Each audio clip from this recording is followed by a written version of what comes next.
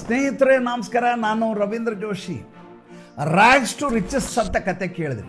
ಒಬ್ಬ ಅತ್ಯಂತ ಕಡುಬಡತನದಿಂದ ಬಂದಂಥ ವ್ಯಕ್ತಿ ಅತ್ಯಂತ ಶ್ರೀಮಂತ ಹೇಗಾದನು ಅಂತ ಕತೆಗಳನ್ನ ಬೇಕಾದಷ್ಟು ಕೇಳಿದ್ರಿ. ರಿಚೆಸ್ಟ್ ಟು ರ್ಯಾಗ್ ಆದಂಥವ್ರು ಯಾರಿದ್ದಾರೆ ಅಂಥದ್ದೊಂದು ಕಥೆಯನ್ನು ಹೇಳ್ತಾ ಇದ್ದೀನಿ. ಯಾರಿಗೆ ಕೈ ತುಂಬ ಆಸ್ತಿ ದೊರಕಿದೆ, ಯಾರಿಗೆ ಭಾಳ ದೊಡ್ಡದಾದಂಥ ಉದ್ಯಮದ ಹಿನ್ನೆಲೆ ಇದೆ, ಯಾರಿಗೆ ದೇಶದ ಸರ್ವಶ್ರೇಷ್ಠ ಕಂಪನಿ ಅನ್ನುವಂಥ ಅಭಿದಾನ ಇದೆ, ಅಂಥ ಕಂಪನಿಯ ಒಬ್ಬ ವ್ಯಕ್ತಿ ಹೇಗೆ ದಿವಾಳಿ ಆದರು ಅನ್ನೋ ವಿಚಾರವನ್ನು ಮಾತಾಡ್ತಾ ಇದ್ದೀನಿ.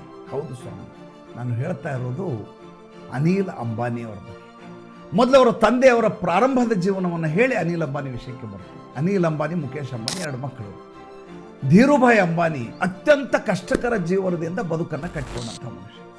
ಯಮನಿಗೆ ಹೋಗಿ ಕೆಲಸ ಮಾಡಿ ಭಾರತಕ್ಕೆ ವಾಪಸ್ ಬಂದು 1958ರಲ್ಲಿ ರಿಲಯನ್ಸ್ ಸ್ಪೈಸಸ್ ಟ್ರೇಡಿಂಗ್ ಅಂತ ಒಂದು ಕಂಪನಿಯನ್ನು ತೆಗಿತಾರೆ. ಮಸಾಲೆ ಸಾಂಬಾರುಗಳನ್ನ ಮಾರಾಟ ಮಾಡೋದು, ಟ್ರೇಡಿಂಗ್ ಮಾಡೋದು. ತದನಂತರ ನೂಲುಗಳನ್ನು ಮಾರುವ ವ್ಯಾಪಾರಕ್ಕೆ ಹೇಳಿತಾರೆ. ರಿಲಯನ್ಸ್ ಕಮರ್ಷಿಯಲ್ ಕಾರ್ಪೊರೇಷನ್ ಅಂತ ಮಾಡ್ತಾರೆ. 1957ರಲ್ಲಿ ಮುಖೇಶ್ ಅಂಬಾನಿ ಅವರು ಹುಡ್ತಾರೆ. ಜೂನ್ 4, 1959ಕ್ಕೆ ಅನಿಲ್ ಅಂಬಾನಿ ಹುಡ್ತಾರೆ. 2 ಗಂಡ್ಮಕ್ಳಿಗೆ 2 BHK ಮನೆ, ಜೈಹಿಂದ್ ಎಸ್ಟೇಟ್ ಅಂತ ಮುಂಬೈನಲ್ಲಿ ಒಂದು ಮನೆಯನ್ನು ಮಾಡ್ತಾರೆ. ಇವರು ಟೆಕ್ಸ್ಟೈಲ್ ಇಂಡಸ್ಟ್ರಿಗೆ ಬಂದ ಮೇಲೆ ಯಾವ ರೀತಿ ಇವರಿಗೆ ಅಭ್ಯುದಯ ಉಂಟಾಗತ್ತೆ ಅಂತಂದರೆ, ಇವರು ಉಷಾ ಕಿರಣ್ ಅಪಾರ್ಟ್ಮೆಂಟ್ನಲ್ಲಿ 6 ಬೆಡ್ರೂಮ್ನ ಮನೆಯನ್ನು ತಗೊಂಡು ಬೆಳೆಸ್ತಾ ಬರ್ತಾರೆ. 1980ರಲ್ಲಿ ರಿಲಯನ್ಸ್ ಪೆಟ್ರೋಕೆಮಿಕಲ್ಸ್ ಅನ್ನುವಂಥ ಕಂಪನಿಯನ್ನು ಪ್ರಾರಂಭ ಮಾಡ್ತಾರೆ. 1983ರ ಹೊತ್ತಿಗೆ $122 ಮಿಲಿಯನ್ ಅತಿ ದೊಡ್ಡ ಕಂಪನಿಯಾಗಿ ಹೊರಹೊಮ್ಮತ್ತೆ ಈ ರಿಲಯನ್ಸ್ ಕಂಪನಿ. ರಿಲಯನ್ಸ್ ಕಂಪನಿ ಬೆಳೆದಿತ್ತು ಅನ್ನೋದನ್ನು ಅರ್ಥ ಮಾಡ್ಕೊಳ್ಳಿ. ಭಾರತದಲ್ಲಿ ಷೇರು ಮಾರುಕಟ್ಟೆಯಲ್ಲಿ ಯಾವ ಏರ್ ಕಂಡೀಷನ್ಡ್ ರೂಮಿನಲ್ಲಿ ಶೇರ್ ಹೋಲ್ಡರ್ಸ್ ಮೀಟಿಂಗ್ ನಡೀತಾ ಇತ್ತು, ಜನರಲ್ ಬಾಡಿಗಳು, ಅದನ್ನು ಪಬ್ಲಿಕ್ ಮಧ್ಯೆ ಮೀಟಿಂಗನ್ನು ಮಾಡಬೇಕು ಅಂತ ಒಂದು ದೊಡ್ಡ ಕ್ರಾಂತಿಯನ್ನು ಮಾಡಿದ ವ್ಯಕ್ತಿ ಧೀರುಭಾಯ್ ಅಂಬಾನಿ. ಏಕೆಂದರೆ ನನ್ನ ಷೇರುದಾರರು, ಜನಸಾಮಾನ್ಯರಿಗೆ ನನ್ನ ಕಂಪನಿಯಲ್ಲಿ ಏನು ನಡೆಯುತ್ತೆ ಅಂತ ಗೊತ್ತಾಗಬೇಕು. ನನ್ನ ಷೇರುದಾರರೇ ನನ್ನ ಪಾಲುದಾರರು, ನನ್ನ ಷೇರುದಾರರೇ ನಮ್ಮ ಮಾಲಕರು. ಅವರೆಲ್ಲರನ್ನ ಬಿಟ್ಟು ನಾನು ಕ್ಲೋಸ್ ಡೋರ್ ಮೀಟಿಂಗನ್ನು ಮಾಡೋದಿಲ್ಲ, ಪಬ್ಲಿಕ್ಕಲ್ಲಿ ಮಾಡ್ತೀನಿ ಅಂತ ಶುರು ಮಾಡಿದ ವ್ಯಕ್ತಿ ಧೀರುಭಾಯ್ ಅಂಬಾನಿ. ಮಗ ವ್ಯವಹಾರ ಹಿಡಿತಾರೆ, ಮುಖೇಶ್ ಅಂಬಾನಿ ಬರ್ತಾರೆ. ಮುಖೇಶ್ ಅಂಬಾನಿ ನೇಪಥ್ಯದಲ್ಲಿ ಜೀವನವನ್ನು ನಡೆಸ್ಕೊಂಡು ಬಂದಂಥ ವ್ಯಕ್ತಿ. ಎಲ್ಲಿಯೂ ಪ್ರಚಾರಕ್ಕೆ ಹೋಗೋರಲ್ಲ, ತಮ್ಮ ಕೆಲಸವನ್ನು ತಾವು ಮಾಡಿಕೊಂಡಿರೋರು, ಹೆಚ್ಚು ಮಾತನಾಡುವವರಲ್ಲ, ಅಂತರ್ಮುಖಿ ವ್ಯಕ್ತಿತ್ವ, ವಾಚಾಳಿತನ ಇಲ್ಲ.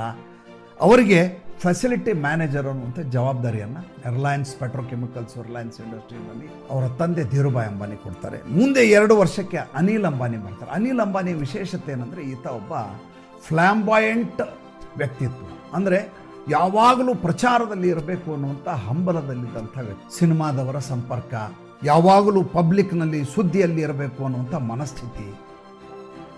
ಹೊರಗಡೆಯ PR ಕೆಲಸವನ್ನು ಈತನಿಗೆ ವಹಿಸಲಾಗುತ್ತೆ. ಸಾರ್ವಜನಿಕ ಸಂಪರ್ಕ, ಪ್ರಚಾರ, ಕಾರ್ಯಕ್ರಮ ಆಯೋಜನೆ, ಕಂಪನಿಗೆ ಸಂಬಂಧಪಟ್ಟಂಥ ವಿಸ್ತರಣೆ, ಈ ಜವಾಬ್ದಾರಿಯನ್ನು ಅನಿಲ್ ಅಂಬಾನಿ ಕೊಡ್ತಾರೆ. 1991ರಲ್ಲಿ ಈತರಿಗೆ ಅನಿಲ್ ಅಂಬಾನಿಗೆ ಟೀನಾ ಮುನಿಮ್ ಅನ್ನುವಂಥ ಸಿನಿಮಾ ನಟಿಯ ಪರಿಚಯ ಆಗುತ್ತೆ. ಆಕೆ ಅಷ್ಟೊತ್ತಿಗೆ ರಾಜೇಶ್ ಖನ್ನಾ ಅವ್ರ ಜೊತೆ ಸಂಪರ್ಕವನ್ನು ಇಟ್ಟಿರ್ತಾರೆ. ಅವರ ಮಧ್ಯೆ ಮನಸ್ತಾಪ ಆದಮೇಲೆ ಅನಿಲ್ ಅಂಬಾನಿ ಅವ್ರ ಜೊತೆ ಸಂಬಂಧ ಬೆಳೆಯುತ್ತೆ. ಅನಿಲ್ ಅಂಬಾನಿ ಮನೆಗೆ ಬಂದು ತಂದೆ ಎದುರಿಗೆ ಹೇಳ್ತಾರೆ. ತಂದೆ ತಾಯಿ ಕೋಕಿಲಾಬೇನು, ತಂದೆ ಧೀರುಭಾಯ್ ಅಂಬಾನಿ, ನಾನೊಬ್ಬ ಸಿನಿಮಾ ನಟಿಯನ್ನು ಮದುವೆ ಆಗಬೇಕು ಅಂಬಾನಿ. ಅಷ್ಟೊತ್ತಿಗೆ ನೀತಾ ಅಂಬಾನಿ ಜೊತೆ ಮುಖೇಶ್ ಅಂಬಾನಿ ಮದುವೆ ನಡೆದು ಹೋಗಿರುತ್ತೆ. ಟೀನಾ ಮುನಿಮ್ ಜೊತೆ ಅನಿಲ್ ಅಂಬಾನಿಯ ಮದುವೆ ನಡೆಯುತ್ತೆ. ಮುಂದೆ ಇವರ ಜೀವನದ ಗತಿ ಬದಲಾಗುವುದು ಯಾವಾಗ ಅಂದರೆ, ಜುಲೈ 6, 2002ಕ್ಕೆ, ಅಂದರೆ ಬರೋಬ್ಬರಿ 24 ವರ್ಷಗಳ ಹಿಂದೆ, 23 ವರ್ಷಗಳ ಹಿಂದೆ ಒಂದು ದೊಡ್ಡದಾದಂಥ ತಿರುವು ಇವರು ಬದುಕಿನಲ್ಲಿ ಬರೆಯುತ್ತೆ. ದೊಡ್ಡ ಆಘಾತಕಾರಿ ಸುದ್ದಿ ಆಗುತ್ತೆ. ಏನಂದರೆ, ಧೀರುಭಾಯ್ ಅಂಬಾನಿಯವರು ಹೃದಯಾಘಾತದಿಂದ ನಿಧನರಾಗಿಬಿಡ್ತಾರೆ. ಯಾವಾಗ ಧೀರುಭಾಯ್ ಅಂಬಾನಿಯವರು ನಿಧನರಾದರೋ, ಇದ್ದಕ್ಕಿದ್ದ ಹಾಗೆ ಇವರ ಉದ್ದಿಮೆ ವ್ಯವಹಾರದ ಬಗ್ಗೆ ದೊಡ್ಡದಾದಂಥ ಬಿರುಕು ಮೂಡಲಿಕ್ಕೆ ಶುರುವಾಗುತ್ತೆ. ಯಾಕೆಂದರೆ ಯಾರು ಯಾವ ಕಂಪನಿಯನ್ನು ವಹಿಸಿಕೊಳ್ಳಬೇಕು, ಹೇಗೆ ಆಸ್ತಿಯನ್ನು ಪಾಲು ಮಾಡಬೇಕು. ಏಕೆಂದರೆ ತಂದೆ ವಿಲ್ ಮಾಡಿಟ್ಟು ಹೋಗಿರೋದಿಲ್ಲ, ಯಾರಿಗೆ ಯಾವುದು ದಕ್ಕಬೇಕು ಅನ್ನೋದನ್ನು ಬರೆದಿಟ್ಟು ಹೋಗಿರೋದಿಲ್ಲ. ಅವಾಗೇನಾಗತ್ತೆ, ಹಿಂದೂ ಸಕ್ಸೆಷನ್ ಆ್ಯಕ್ಟ್ ಪ್ರಕಾರ ಮುಖೇಶು ಮೊದಲು ಚೇರ್ಮನ್ ಅಂತ ಆಗ್ತಾರೆ. Anil Ambani vice chairman post ಕೊಡಲಾಗುತ್ತೆ. ತಂದೆ ಹೋದ ಮೇಲೆ ವ್ಯವಹಾರ ನಡೀತಾ ಇರ್ತದೆ. ವ್ಯವಹಾರ ನಡೀಲಿಕ್ಕೆ ಇವರ ಈ ಡೀಲನ್ನು ಅವತ್ತಿನ ಫೈನಾನ್ಸ್ ಮಿನಿಸ್ಟರ್ ಅಂತ ಪ್ರಣಬ್ ಮುಖರ್ಜಿ ಅವರು ಮತ್ತು ತಾಯಿ ಕೋಕಿಲಾಬೇನ್ ಅವರು ಕೂತ್ಕೊಂಡು ಮಾತುಕತೆ ಮಾಡಿ, ನೀವು ಈ ವ್ಯವಹಾರವನ್ನು ನಡೆಸ್ಕೊಂಡು ಹೋಗ್ರಿ. ಇದಾದ ಮೇಲೆ ಇದನ್ನು ಪಾಲು ಮಾಡುವ ಪರಿಸ್ಥಿತಿ ಬರುತ್ತೆ. ವ್ಯವಹಾರದಲ್ಲಿ ಇಬ್ಬರ ಮಧ್ಯೆ ಸೆಟ್ ಆಗೋದಿಲ್ಲ, ಇಬ್ಬರು ಒಟ್ಟಿಗೆ ನಡೆಸ್ಕೊಂಡು ಹೋಗೋದು ಸಾಧ್ಯ ಇಲ್ಲ ಅಂತ ಆಗುತ್ತೆ. ಹಾಗಾದ್ರೆ ಪಾಲು ಮಾಡಿಬಿಡೋಣ, ಹಿಂದೂ ಸಕ್ಸೆಷನ್ ಆ್ಯಕ್ಟ್ ಪ್ರಕಾರ ಇದನ್ನು ಡಿವೈಡ್ ಮಾಡಿಬಿಡೋಣ. ಡಿವೈಡ್ ಮಾಡಿದಾಗ 3 ಆಸ್ತಿ ಮಾಡಬೇಕಾಗತ್ತೆ. ಒಂದು ತಾಯಿ ಕೋಕಿಲಾಬೇನು, 2 ಮಕ್ಕಳು.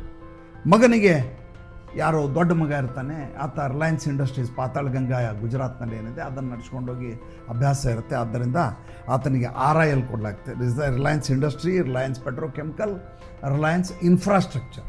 ಈ 3 ಕಂಪನಿಗಳು ಮುಖೇಶ್ ಅಂಬಾನಿಗೆ ದೊರಕ್ತವೆ. 2ನೇ ಮಗನ ಅನಿಲ್ ಅಂಬಾನಿಗೆ ರಿಲಯನ್ಸ್ ಕಮ್ಯುನಿಕೇಷನ್ಸ್ ಬರುತ್ತೆ. ಆವಾಗ ಕಮ್ಯುನಿಕೇಷನ್ ಭಾಳ ದೊಡ್ಡದಾದಂಥ ಕ್ಷಿಪ್ರ ಕ್ರಾಂತಿ ಆಗ್ತಾ ಇದ್ದಂಥ ಸಂದರ್ಭ, ಮೊಬೈಲ್ ಬಂದಂಥ ಸಂದರ್ಭ. ಅನಿಲ್ ಧೀರುಭಾಯ್ ಅಂಬಾನಿ ಕಂಪ್ನಿ ಅಂತ, ಅದಕ್ಕೆ ರಿಲಯನ್ಸ್ ADA ಗ್ರೂಪ್ ಅಂತ ಮಾಡ್ತಾರೆ.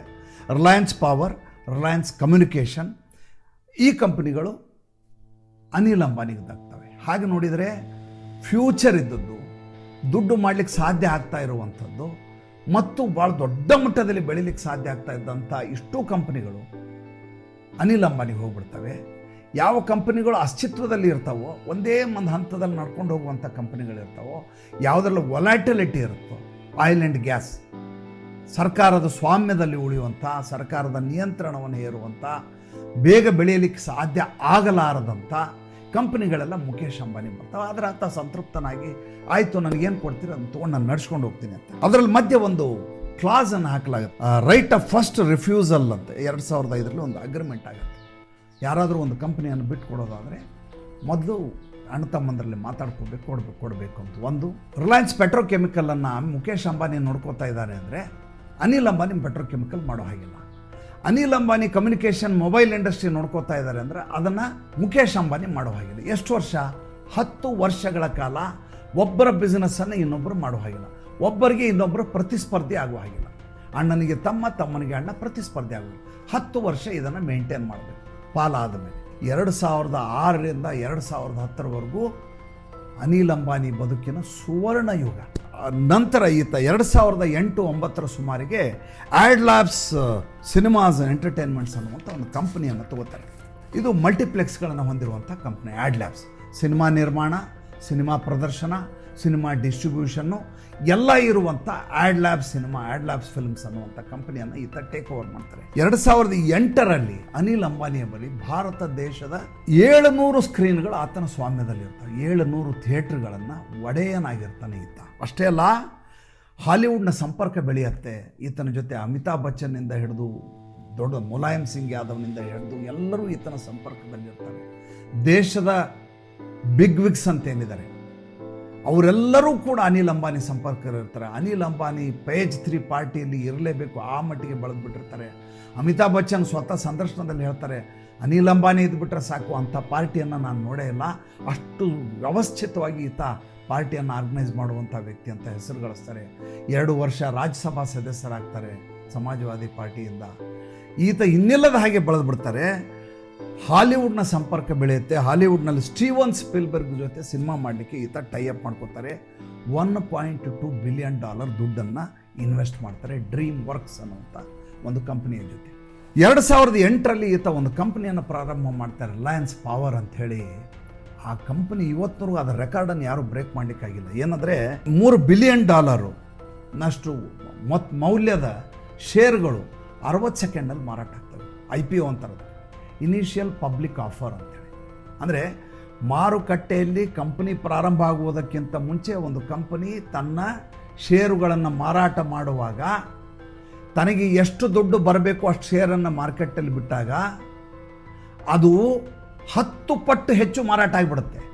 10.6 ಟೈಮ್ಸ್, 11 ಪಟ್ಟು ಹೆಚ್ಚು 60 ಸೆಕೆಂಡ್ನಲ್ಲಿ ಮಾರಾಟ ಆಗುತ್ತೆ. ಇವರು IPO ಅನೌನ್ಸ್ ಮಾಡಿದ 1 ನಿಮಿಷ ಆದ ಮಾರನೇ ನಿಮಿಷಕ್ಕೆ ಇಲ್ಲವೇ ಇಲ್ಲ ಶೇರು, 11 ಪಟ್ಟು ಹೊರಟೋಗಿರುತ್ತೆ. ಆ ಮಟ್ಟಿಗೆ ಈತನ ಷೇರು ಮಾರಾಟ ಆಗುತ್ತೆ. ಅಲ್ಲಿಗೆ ಅನಿಲ್ ಅಂಬಾನಿ ಯಾವ ಮಟ್ಟಿಗೆ ಬೆಳೆದಿದ್ರು ಅನ್ನೋದನ್ನು ಅರ್ಥ ಮಾಡ್ಕೊಳ್ಳಿ. ಅದರ ದುರ್ದೈವ ಅಂದರೆ ಆ ಷೇರು ಯಾವತ್ತು ಅನೌನ್ಸ್ ಆಗತ್ತೋ, ಅಂದರೆ ಅದನ್ನು IPO ಓಪನ್ ಆಗತ್ತಲ್ಲ, ಓಪನ್ ಆದ ದಿವಸ ಧಡಾರ್ ಅಂತ ಬೀಳತ್ತೆ, ಚೇತರಿಸ್ಕೊಳ್ಳೋಕ್ಕೆ ಈತ ಸಾಧ್ಯ ಆಗೋದಿಲ್ಲ. ಆ ರೀತಿಯಾದಂಥ ಹೊಡೆತ ಈತನಿಗೆ ಬಿದ್ದುಬಿಡುತ್ತೆ. ಈತ ಮುಂದೆ ಹೇಳ್ಕೊತಾನೆ, ಇಲ್ಲ ನನ್ನ ಸೋದರ ಮುಖೇಶ್ ಅಂಬಾನಿ ಬೇಕು ಅಂತಲೇ ನನ್ನ ಶೇರನ್ನು ಕೆಡವಿದರು, ನನಗೆ ನನ್ನ ಲಾಸ್ ಆಗಲಿ ಅಂತ ಈ ರೀತಿ ಮಾಡಿದರು ಅಂತ ಇವರು ಹೇಳ್ಕೊಂಡು ಓಡಾಡಿದರು. ಎಷ್ಟು ಮಟ್ಟಿಗೆ ಸರಿ ಅಂತ ನಮ್ಗೆ ಗೊತ್ತಿಲ್ಲ.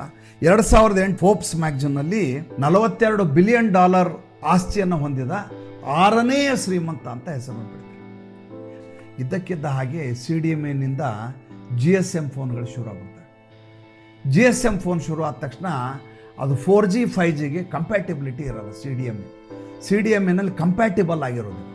CDMA ಫ್ಲಾಪ್ ಆಗಿಬಿಡುತ್ತೆ. ಅಷ್ಟೊತ್ತಿಗೆ ಈತ ಎರಿಕ್ಸನ್ ಅನ್ನುವಂಥ ಕಂಪ್ನಿಯ ಜೊತೆ ಅಗ್ರಿಮೆಂಟ್ ಮಾಡಿಕೊಂಡು ಒಂದು ದೊಡ್ಡ ಡೀಲನ್ನು ಬೇರೆ ಮಾಡಿರ್ತಾರೆ. ಜೊತೆಗೆ MTN, ಸೌತ್ ಆಫ್ರಿಕಾದ MTN ಅನ್ನುವಂಥ ಕಂಪ್ನಿ ಜೊತೆ $70 ಬಿಲಿಯನ್ ದೊಡ್ಡದಾದಂಥ ಡೀಲ್ ಮಾಡ್ಕೊಂಡಿರ್ತಾರೆ.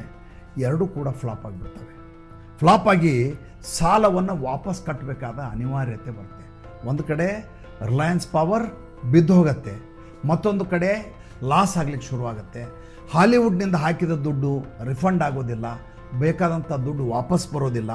ರಿಲಯನ್ಸ್ ಪವರ್ ಏನು 11 ಪಟ್ಟು ಹೆಚ್ಚು ಷೇರುಗಳು IPOನಲ್ಲಿ ಮಾರಾಟ ಆಗಿತ್ತೋ ಅದು ಮೌಲ್ಯ ಕುಸಿದು ಹೋಗುತ್ತೆ. ಓವರ್ನೈಟ್ ಎಲ್ಲ ಬಿದ್ದೋಗ್ಬಿಡ್ತವೆ ಷೇರುಗಳು.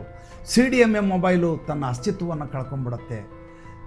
ಎರಿಕ್ಸನ್ ಜೊತೆ ಮಾಡಿರುವಂಥ ಡೀಲು ಅಲ್ಲಿ ಬಂದಂಥ ಸಾಲದಿಂದ ಈತ ಸಿಕ್ಕಾಕ್ಕೊಂಡ್ಬಿಟ್ಟಿರ್ತಾರೆ. ಏಪ್ರಿಲ್ 2011ರಲ್ಲಿ ಈತನ ಒಬ್ಬ ಮ್ಯಾನೇಜಿಂಗ್ ಡೈರೆಕ್ಟ್ರು, ಇಬ್ಬರು ವೈಸ್ ಪ್ರೆಸಿಡೆಂಟ್ಗಳನ್ನ ಅರೆಸ್ಟ್ ಮಾಡಲಾಗತ್ತೆ. ಏಕೆಂದರೆ ಇವರು ಸುಳ್ಳು ಮೊಬೈಲ್ ಲೈಸೆನ್ಸನ್ನು ಹೊಂದಿದ್ದಾರೆ ಅನ್ನುವಂಥ ಆರೋಪದಡಿ ಅವ್ರನ್ನ ಬಂಧಿಸಲಾಗತ್ತೆ. ಈತ ಚೈನಾದಿಂದ 3 ಬ್ಯಾಂಕ್ನಲ್ಲಿ ಸಾಲ ಪಡೆದಿರ್ತಾರೆ.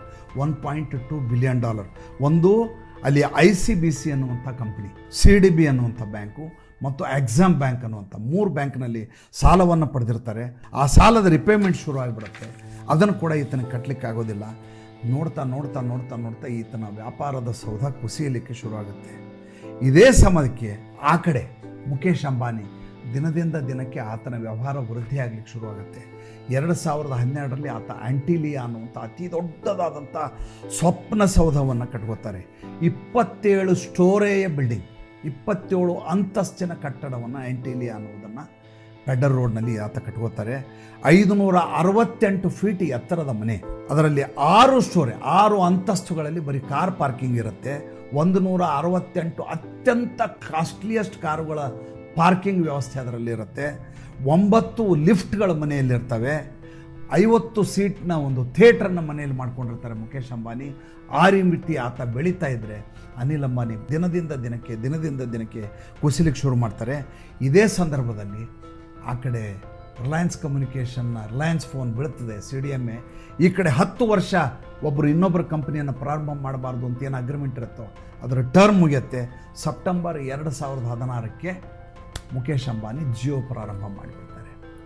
ಜಿಯೋ ಪ್ರಾರಂಭ ಮಾಡಿ ಯಾವ ರೀತಿಯ ಕ್ರಾಂತಿಯನ್ನು ಮಾಡ್ತಾರೆ ಮಾರ್ಕೆಟ್ನಲ್ಲಿ ಅಂದರೆ, ಕೇವಲ ಅನಿಲ್ ಅಂಬಾನಿ ಅಲ್ಲ, ಬೇರೆ ಯಾವುದೇ ಭಾರತೀಯ ಟೆಲಿಕಮ್ಯುನಿಕೇಷನ್ಸಿಂದ ಹಿಡಿದು ಯಾವುದೇ ವಡಾಫೋನಿಂದ ಹಿಡಿದು ಹಚ್ನಿಂದ ಹಿಡಿದು ಯಾರೂ ಕೂಡ ಅಂಥ ಸ್ಪರ್ಧೆಯನ್ನು ಒಡ್ಡಿ ಬಿಡ್ತಾರೆ ಮುಖೇಶ್ ಅಂಬಾನಿ.